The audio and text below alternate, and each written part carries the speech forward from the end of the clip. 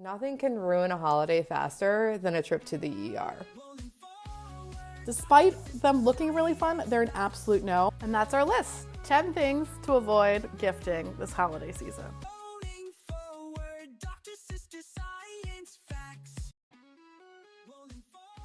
Hi, I'm Dr. Stephanie Rolin. And I'm Dr. Alicia Rolin. We're sisters and doctors who love diving into the intersection of parenting, health, and science. Some might call us nerds. We call it being prepared. From explaining the latest health policy changes to decoding nutrition labels, we're here to give you the facts and maybe a few laughs along the way. Because whether you're navigating flexible spending accounts or your toddler's obsession with Band-Aids, every family could use a little help. Have questions? Send them to rollin_show@gmail.com. That's ROLIN_show@gmail.com. And don't forget to subscribe. This is not medical advice. We're just giving some parenting guidance. So with that, let's dive in. So Alicia, it's December. It is December. Today we're going to specifically talk about toys. What is safe? What is not safe? What should you be gifting children this holiday season? And what should you be avoiding? Because nothing can ruin a holiday faster than a trip to the ER. The Consumer Protection Safety Commission estimates that there's about 200,000 ER visits for toy-related injuries every year. And we want to make sure that your family is not one of them. Yeah, I definitely would like my family to not be one of them. So what are some toys to avoid this holiday season? So we came up with a list of the top 10 toys to avoid this holiday season. And the first on our list are ore beads. Do you know what ore beads are? I don't. Ore beads are also known as water beads or super absorbent polymers. They're these small little squishy circles that can expand exponentially in water up to 400 times their size, which is super fun, but also the problem. They do look so fun when you see them. They're kind of advertised as a really sensory toy and that they're great for kids to touch. These are all lies. What's the problem with them? So these are one of the most dangerous things on the market. They look like candy, and kids love to put them in all sorts of places. They like to swallow them. They like to stick them up their nose. They like to stick them in their ears. And what's dangerous about that? So not only when they're placed in water do they keep expanding, but the human body is this nice, warm, damp location. I heard it's 60% water. Is that right? Oh, it's been a long time since medical school. But when kids swallow or put these up their nose, they continue to expand, and it can cause a significant amount of damage. So basically, with these water beads, the concern is if kids swallow them, they'll just keep expanding, and they could cause, say, an obstruction or a rupture of their insides? Yes, so that's exactly right. I think this is, of all the things on the list, this is the thing I see maybe the most often or can be the most dangerous. When you swallow them, they keep expanding in your stomach, in your intestines, and it can lead to a lot of problems. It can lead to vomiting. It can lead to full bowel obstruction. It's so large that it blocks the passageway of any other material. It can lead your intestines to rupture, and it can have some life-threatening injuries. So it sounds like this is not only an ER visit, but this could be a surgical emergency. This is a surgical emergency. And so when kids stick it up their nose or ears, the same thing that can happen. It just keeps growing and growing, and it can lead to irreversible damage of the bones in your ears. And at our hospital, the policy is that you have to call the ear, nose, and throat doctors immediately without kind of touching them and bringing them straight to the operating room to try and have them removed as safely and quickly as possible. So water beads are a no. Despite them looking really fun, they're an absolute no. There has been more concerted efforts to help limit or ban water beads as toys. And there has been a little bit of success here, and it might be a little bit more difficult for you to find them in the children's section of the store, which is great. However, water beads are hidden all throughout the store in a lot of various ways. And it's important to know that because they might be sneaking into your home without you even realizing it. For example, they're available as home decorations. They're commonly used in making flower arrangements, flower bouquets, putting them in vases. They're available as gardening supplies. They're available as craft supplies. So being really cognizant, knowing what water beads are, and making sure that they're not sneaking into your home in other ways. Yeah, they just sound so dangerous. It's just totally not worth it. They're really, really dangerous, and I think they're like sneaky dangerous. There are some things that you know are dangerous, but still is fun. And these, I think, people don't realize that they're this dangerous. What's something that you know is dangerous, but is still fun? I think that comes with hoverboards and kind of motorized electric scooters, motorized vehicles. regular scooters are already a huge cause of bruises, of broken bones, of head injuries, and speed just adds more risks and worse injuries, and also oftentimes the addition of traffic. So it sounds like next on the list are our motorized electric scooters, vehicles, and hoverboards. A ton of fun, but I think all of us parents, when we see it, we know that there's that risk. So the AAP, so that American Academy of Pediatrics, recommend that children under 16 do not ride any type of motorized or electric scooter. And that's a pretty old age, 16. So no Lime scooters, no like fun electric battery operated scooter for your 9-year-old. So what you're saying is my toddler should not have hoverboard. Absolutely not. And how about if she's doing an outdoor activity, maybe it's not an electric scooter, but just a manual scooter? So having caution, making sure that you're supervising your children with kind of non-motorized scooters, still a big cause of broken bones, still a cause of head injuries, still a cause of cuts that require sutures, but being more cautious, making sure that you're watching them, making sure that they're not going down hills, staircases, making sure they're not on the street. So it sounds like there's a risk inherent to any of these activities for kids, but the concern about the motorized vehicles or the hoverboards are that they just move faster. And so the type of injuries that happen are just that much more severe. Yes, exactly. So the injuries that you're getting when you're now 20 miles per hour faster are just significantly more elevated, and the risk of death is significantly more elevated. So while you can fall in and break your arm on a non-motorized scooter, you can fall and die on a motorized scooter. Okay, falling and dying. Something I would not like to do this holiday season. Would be a little bit less fun for Christmas. A lot less fun. Before we move on, the other thing I want to mention about hoverboards, which our dad has been wanting forever, every time he sees someone go by on a hoverboard, he thinks it looks so cool, is that hoverboards inherently have a problem where they can overheat and they can actually catch fire. That sounds really scary. So being really cautious if you have one at your house. Yeah, and we were just impacted by a fire in our apartment building. One of our neighbors had a fire. Luckily, no one was injured in it, but it caused significant damage to their apartment and surrounding apartments where we have been displaced now for months.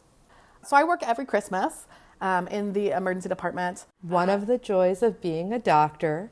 And last Christmas, I saw at least 3 or 4 families come in on Christmas Day with hoverboard injuries that had been given to their child that specific day. Okay, so no water beads, no motorized vehicles, electric scooters, that kind of thing, or hoverboards. How about another really popular gift item? I know you're going to have an opinion about this one. Trampolines. Trampolines, I think, are something that we talk a lot about in pediatrics. They are, especially in the emergency department, a cause of many of our visits. It causes a lot of sprains, a lot of broken bones, both of your arms and your legs, lots of cuts that require stitches.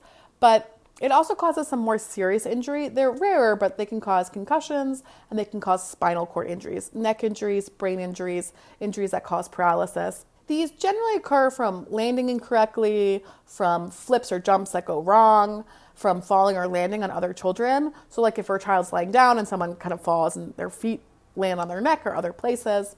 According to the American Academy of Orthopedic Surgeons, about 3/4 of serious trampoline injuries occur when 2 or more children are jumping on the trampoline at the same time. The like double bouncing, the extra force that kids love. And that is kind of one of the most dangerous parts about trampolines. I used to love that double jump. But listen, Alicia, how about those in-ground trampolines? Does that make it any safer? It does make it a little bit safer.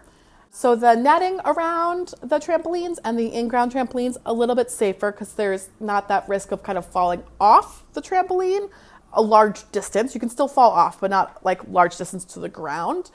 So in-ground trampolines and the safety nets that we're selling around do make trampolines a little bit safer, but there's no option that like fully eliminates the risk of trampolines. There's no trampoline that fully eliminates the risk of any neck injuries, of any serious head injuries.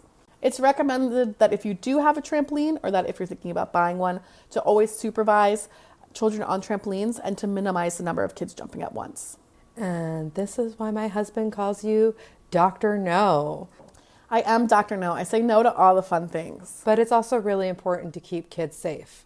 So we've talked about water beads. We've talked about these electric vehicles, hoverboards, trampolines. Anything else that I should be on the lookout for? So our list is 10 things. So we got a couple more to go through. The next one I want to talk about is any toy that involves a button or a coin battery. What is a button battery? I've heard that, but I don't know what it is. So they're the really flat or disc-shaped batteries. They are used to power lots of things from like old school watches, not like your Apple Watch, to greeting cards, the ones that open up and sing. There's a really thin battery in there, to hearing aids. And they're sometimes the size of like a pencil eraser, and sometimes they're the size of a quarter, and they're really flat.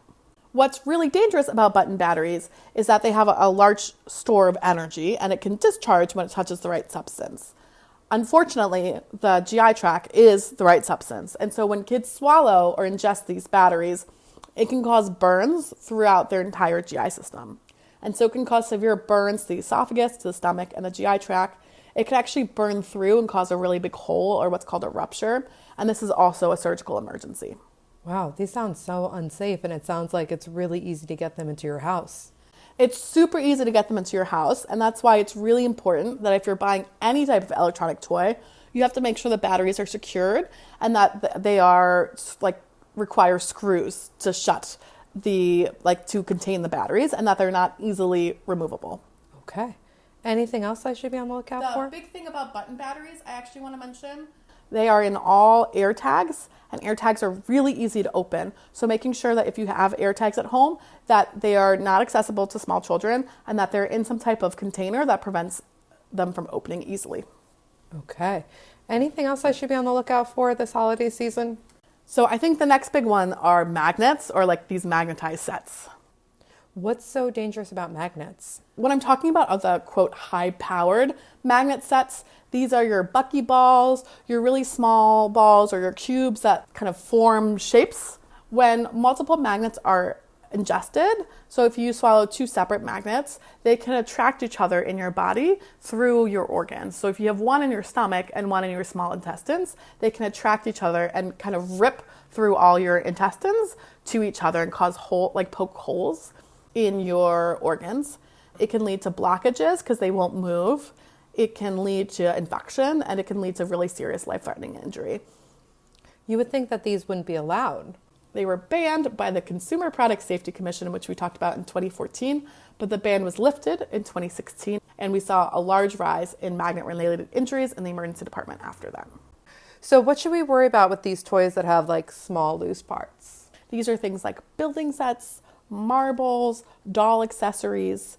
These are all choking hazards. So it sounds like the problem with a lot of these toys is that kids just eat them. Exactly. Small kids naturally put things in their mouth.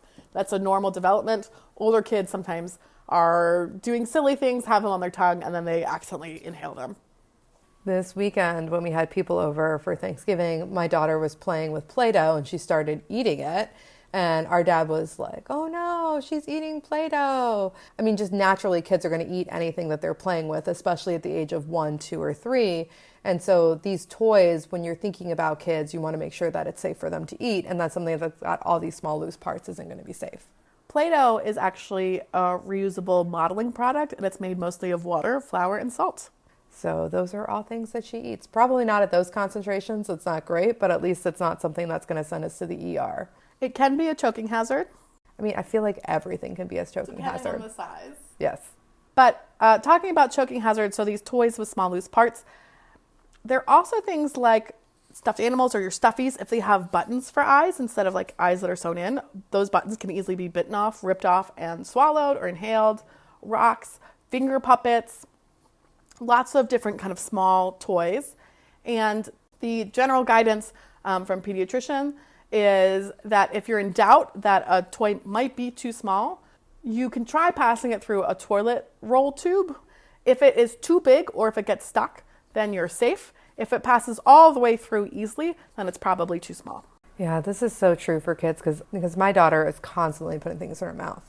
So it sounds like the things that we've talked about so far are these ore beads, these water beads that are choking hazards. They expand when people eat them. These motorized vehicles and hoverboards because they can catch on fire, and the high speeds make accidents really dangerous. Trampolines because trampolines. Any toy that has a button or a coin battery, that flat type of battery, because those can be really dangerous when swallowed. things that are magnets or magnetized sets, since the magnets, if swallowed, can attract each other and cause a surgical emergency, or toys that have loose parts or that come apart because of choking hazards. What else should we be worried about when we're thinking about people giving toys to our toddler? So continuing on the choking hazard, one of the most common causes of choking death in kids is actually latex balloons. That is so sad because she loves balloons.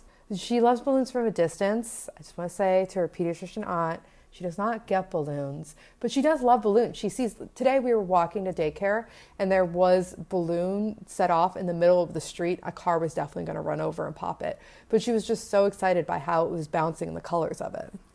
So balloons, uninflated latex balloons, are super dangerous. So young children that are like old enough that they want to help blow up balloons, they often accidentally inhale the uninflated balloon while trying to inflate it. Oh. So when they're drawing in the breath, or they think they're blowing up, but they're actually blowing in, they actually inhale the whole balloon. I remember being a kid and how hard it was to blow up a balloon. Super hard to blow up a balloon. Kids also suck or chew on uninflated balloons or pieces of broken balloons. They attempt to stretch it around their mouth. They attempt to blow bubbles with it. It's that really fun latex texture. And this is super, super dangerous because the balloon pieces or the balloon itself can mold itself to the shape of your trachea. It can mold itself to the shape of your throat and completely block any air from growing through. Wow, that's really scary to hear. So the Consumer Product Safety Commission, which we've talked about several times, they recommend that children under the age of 8 do not play with latex balloons that are uninflated. They have a little asterisk on their website, and it says inflated balloons are okay, but the second that one pops, every piece needs to be immediately cleaned up. It's really hard to find all the pieces once it pops. It's really hard to find all the pieces before your child finds one or sneakily finds one. And so for the most part, I generally say stay away from latex balloons. Mylar balloons might be where to go until your children are old enough. I bet this is also not safe for pets. Also not safe for pets. Anything else I should be on the lookout for? So next on the list are projectile toys or spinning or flying toys.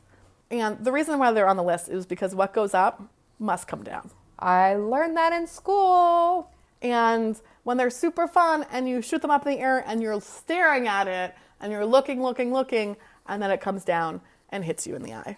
What was that toy that you had that I really loved? It was like a little flower person that you would pull a string and it would shoot up into the air. It was like a little fairy, yes. And that she would fly. It was like a flower fairy. Yeah, don't get your child one of those. They were so fun. They were really fun, but unfortunately it causes a ton of eye injuries. It causes cornea injuries. It causes blindness.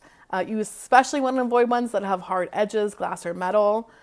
In this category of spinning, flying toys, I also include projectiles. So these are things like BB guns, Nerf guns, shooting projectiles. You want to make sure that anything that you're shooting, that if it hits someone in the eye, it can be safe. Some of these toys have rounded edges and suction cups and ways to make these safer, but you always want to be on the lookout because any of these hitting you in the eye can lead to blindness. I hear that you need your eyes. It is better to have your eyes, but lots of people survive without them.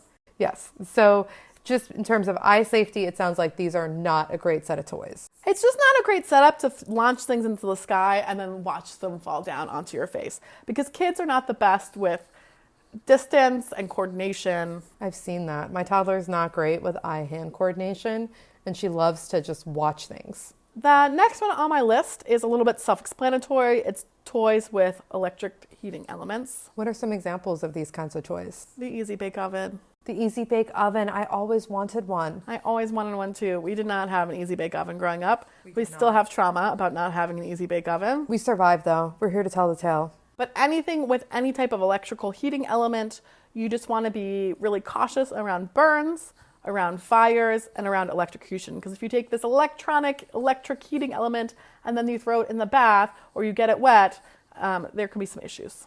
That all very much makes sense. And then I had one that I wanted to add to this list as well. So you've made us a great list that has included things like the water beads, the motorized electric scooters and vehicles, trampolines, toys that have the coin or button batteries, magnets, toys that have small loose parts, latex balloons, the projectile spinning toys, and then toys that have electric heating elements. And if this feels like a lot, we will make some little graphics and post them on our social media.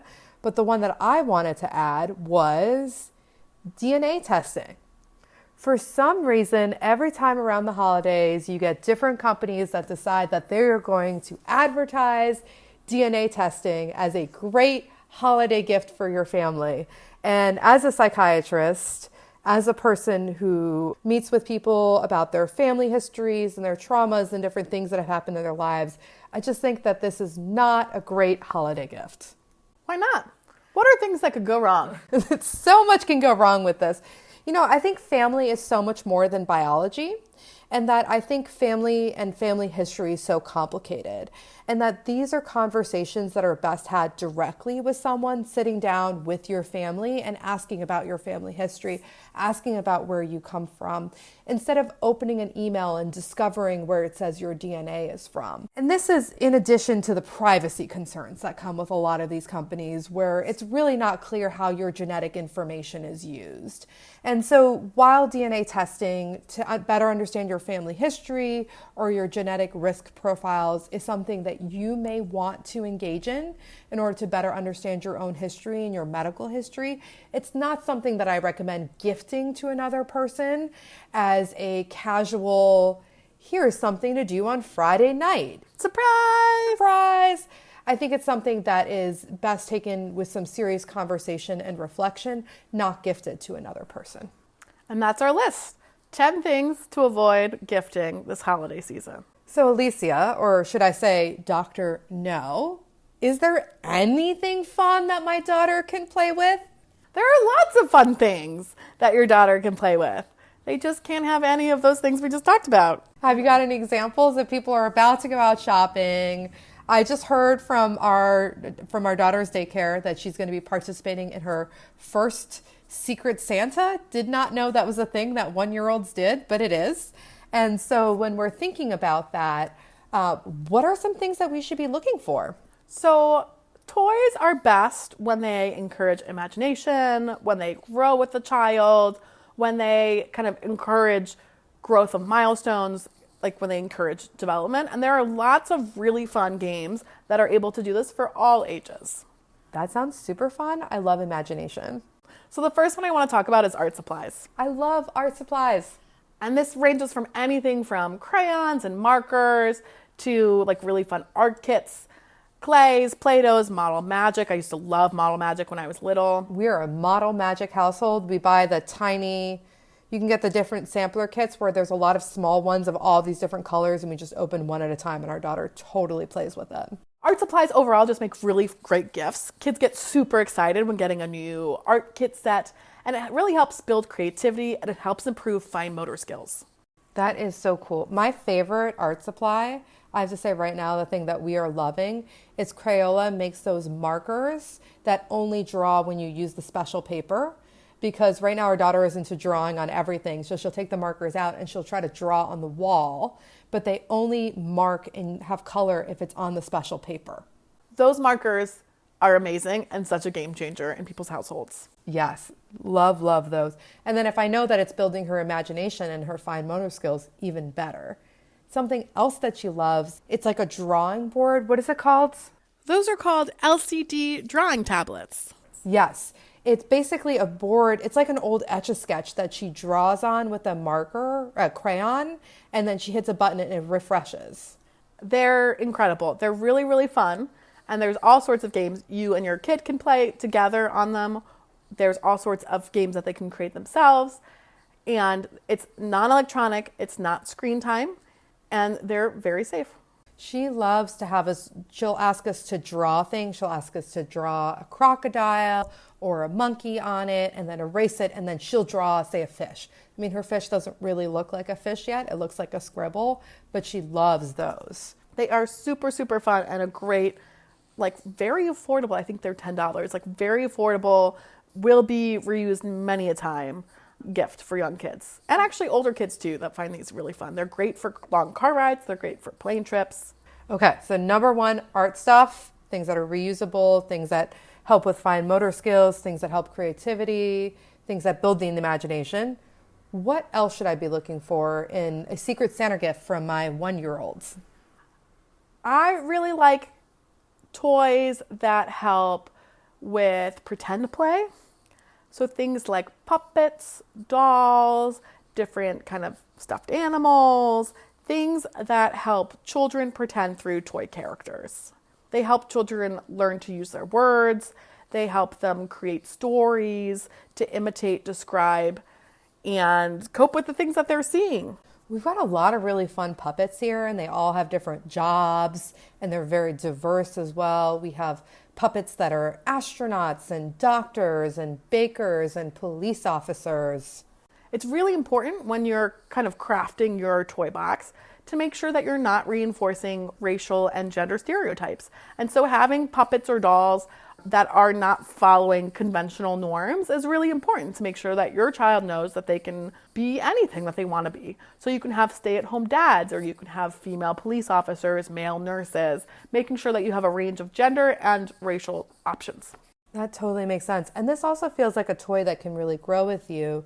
I know with our niece and nephew, who are now 10 and 12, one of the things that they've loved about our puppet theater and our puppets is when, as they've gotten older, we've given them tasks where we've told them, hey, make a play and have it follow these 3 rules. And then we come up with 3 rules. There needs to be a song, there needs to be an act of cooperation, and someone needs to bake something.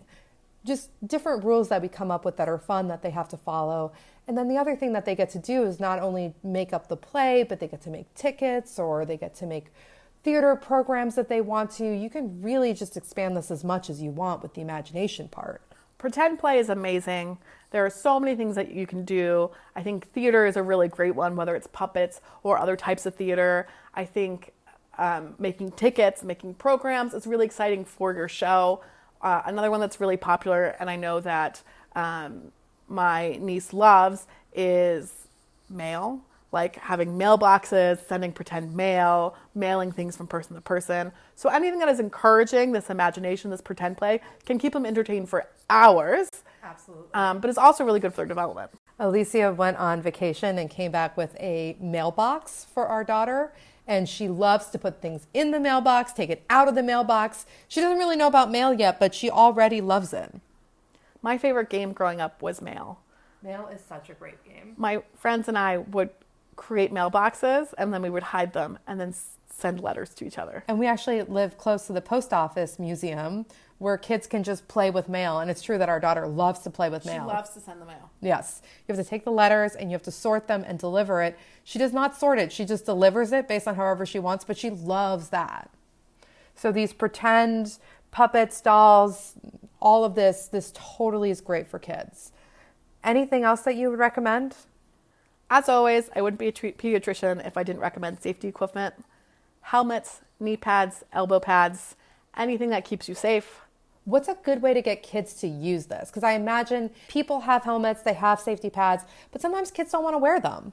So you should allow your kids to choose it in their favorite color, and then you can decorate it and make it fun. Have them put stickers on it, have them use glitter pens, have them kind of color or paint it whatever way makes them feel more empowered to wear it. That is such a smart idea, to have it really be their own personal item. My general rule is that any outdoor activity involving wheels requires safety gear. We have actually been practicing with our daughter of wearing her safety gear inside. So if she gets on her little bike, she's indoors. Her bike doesn't have pedals. She's not going anywhere. But in order to practice wearing the helmet, we have her wear her helmet if she's riding her bike indoors. It's because her aunt's a pediatrician. It's because her aunt's a pediatrician, and as much as we love you, we don't want to go visit you at work. Anything else that we could pick up for the holidays for kids? Books are always a great thing to buy. I love books. Books are always amazing. There's an endless amount of books that every child will love. I love walking through like small owned bookstores and walking through all of the kind of really fun local books, all of the new books for kids, all of the really diverse books that they now have for children, which is really amazing. There are so many great options, and if your child or a child that you know may be developing their reading skills, I think a really great option to look at too is graphic novels, because the pictures can help tell the story and it can really draw people into a story and help them develop their reading skills. And it's such a good idea to go to your local bookstore and just talk to them. What are the kids buying? What are the kids reading? I find that my local bookshop always has the best recommendations. They always have the pulse of like what is interesting, what people are liking right now, what are the best, coolest new books. And if you're ever looking to buy books for kids, your local bookstore will hook you up. Know it all. They have seen it all. They're seeing who's coming in, what's selling out, and what people want. And then one that I wanted to add to the list, one of my favorite things to get, and this is especially true if your kid's at an age where they have play dates or if you have siblings in the house, multiple kids, I am a huge fan of cooperative board games. Cooperative board games are a must. It avoids all the fights of Pretty Pretty Princess of who gets the crown. Oh my gosh. And so if people aren't familiar, what are cooperative board games? Cooperative board games are when everyone is working towards a group goal. So everybody wins or everybody loses, and it really forces people to work together. These have been a total game changer in our household with our niece and nephew. When they first started coming over for summers and spending time with us, they would want to play a game like Guess Who, where one person wins and one person loses. And as fun as they would have playing that game, there was a lot of emotions to manage afterwards. And when we switched over to cooperative board games, we got something like, let's say, Outfoxed, where you work together to identify the suspect based on clues, and either you both win or you both lose. And it made the experience so much more enjoyable and so much easier as a parent. There's less throwing of the board games, Yes. which is a huge win, but it's also really good for kids to work together. And that's an important part of development and of growth. And so these games are really encouraging kids to think together, to think aloud together, to build off each other, and to kind of make plans based off of what other people's decisions are. So favorites in our house have been Cahoots, What Next, Cauldron Quest, and then Outfox, which I mentioned. Those are ones that we have played over and over in our household, and we've had so many fun nights, unlike before when we were playing more traditional games like Monopoly, which often ended in tears and drama. The thing about cooperative board games that I will mention, I think a lot of people think that they're one and done. You play one time and then you know the story, and that's not at all true. You can play them hundreds of times. They are still fun every time. There are different plot twists and turns, and it's different every time you play. And so it is not a one-time game. It is a worthwhile investment for a household. There are also really fun cooperative board games for adults. Absolutely. And what's funny is when my niece and nephew have played these cooperative board games, they haven't really been able to tell the difference between them versus traditional competitive board games. They haven't seen that they're working together. They just know that they're playing a game and they really enjoy it. And they haven't gotten that there's some sort of gimmick to it, because there isn't. These are really fun, elaborate stories that they're able to engage in and play. So Alicia, do you want to recap what our recommendations are when I'm going to the store with my toddler and choosing what she's going to gift her first Secret Santa? So we are always encouraging non-electronic games, games that foster growth, games that foster development. And so we just highlighted 5 here today that we think are really helpful. So art supplies, art kits, always a huge one. Puppets, dolls, any type of stuffed animals that's encouraging imaginative play.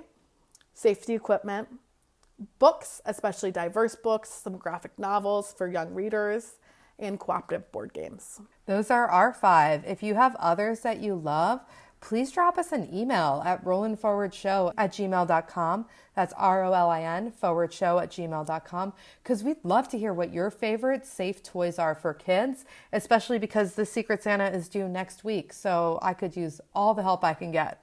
So Alicia, as I'm going off into the holiday season, my daughter is going to be getting gifts from different people. We're going to be getting gifts for different people. Do you have any tips that I can just take away for how to ensure the toys that she's playing with, that she's giving, that she's receiving are safe? Yeah, so there are lots of toys that are safe that aren't on this list. So not everything is a doctor no? Not everything is a no. And so we came up with a list of ways for you to make sure that toys are safe. That's exactly the list I need right now. So the first thing is to look at how well made the toys are, making sure that the pieces don't fall off easily, making sure that everything is secure, none of the stitching is loose, no kind of arm will fall off. And this is to see if anything's a choking hazard. And I guess I can also do that toilet roll tube test that you were saying, where I could put a toy through, and if it's larger than that, then it's likely safe. Exactly. And so that's for children under 3. The size of a windpipe of a child is their size of their finger.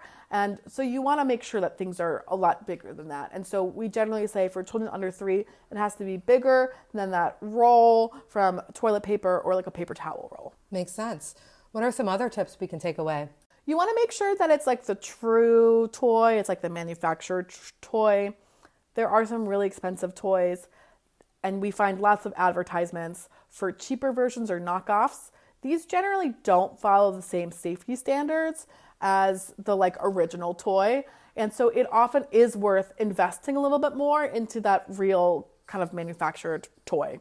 What are some hazards of getting a knockoff or a cheaper version? So they don't kind of go up to the same safety standards. They're not always measured to the same kind of level. And so there might be different chemicals in there that aren't in the original. The big one that we notice is lead paint. Oh, that's scary. There might be smaller parts or things that are sturdy. It's just not as well constructed. And so things might fall apart easier, or there might be small parts, pointy parts that can fall off. They're not as sturdy. And oftentimes when their paint is less kind of good or less expensive, they're more flammable. Ooh, fires are bad. Fires are bad. We want to avoid that. Then you always want to make sure that children are playing with age-appropriate toys in the way that they were intended. So it might be really fun to take a toy that was meant to be used one way and use it in a totally different way, which is great for your imagination. Not always great for how the toy is designed. What's an example of that? I don't know. Oh, I've got an example of that. My daughter has one of those cozy coupe cars, and she loves to just sit in it and ride around in it. But over Thanksgiving, when we had some other kids that were here, they were turning it upside down and trying to get it into it that way. I imagine that's not safe. That is not safe. Cozy coupes we didn't talk about. Cozy coupes are an example of a toy with wheels that are surprisingly very safe. Very few cozy coupe related injuries. Oh, I'll take it. I have seen only one in the emergency department, and it was very minor. I guess that's why our favorite pediatrician aunt gifted us a cozy coupe for Christmas last year. Cozy coupes, safe toys. Now I'm going to have relatively safe toys. You can always hurt yourself with anything. Just ask me. I've done it just standing on the ground. Other tips I recommend, storing toys intended for older children away from where you store the toys for the younger children. So if you have a lovely kind of closet and you throw everything together, your 3-year-old might be grabbing your 10-year-old's building sets that have all those tiny little nails, all those tiny little screws. Not ideal. This has been true in our house, where our niece and nephew love to play with their Legos, but we've been very careful that when they're done playing with their Legos, they store it away where our toddler can't reach them. And that is the next tip I have, really important. Teach your children to put away their toys after use, especially if you have older and younger kids in the home and they are playing with some things that are not safe for the younger kids. That sounds super important. And then you should never allow riding toys, things with wheels, near stairs, windows, foot or car traffic, hills, or swimming pools. That's a big no-no. I can remember getting injured in this way when I was a kid, riding on a hill where there was car traffic.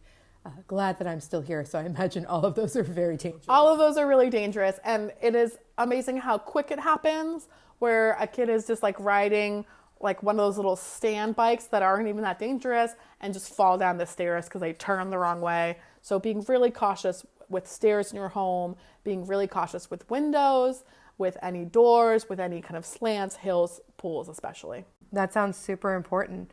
What is a way that people can keep updated if product safety information changes? So you want to be on the lookout for product recalls, and there's 2 kind of websites that I generally recommend.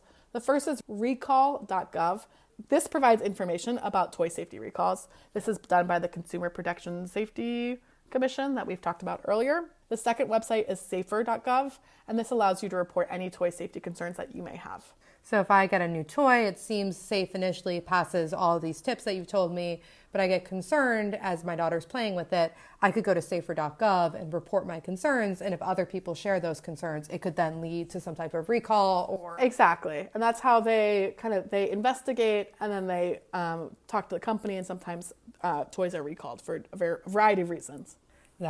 These are some great tips. And we'll have all this on our social media. There's no pop quiz after this or anything like that. We'll make sure to post graphics with these tips on our social media for anyone who's interested and just wants a quick reference as you're out at the store, making sure that something is safe and makes sense for the holiday gift. And you can comment about toys that you love in your home and things that have worked really well for you. We would love to hear it. We have got a variety of kids of different ages in our household, and we're always on the lookout for fun and safe toys that are approved by our very own Dr. No.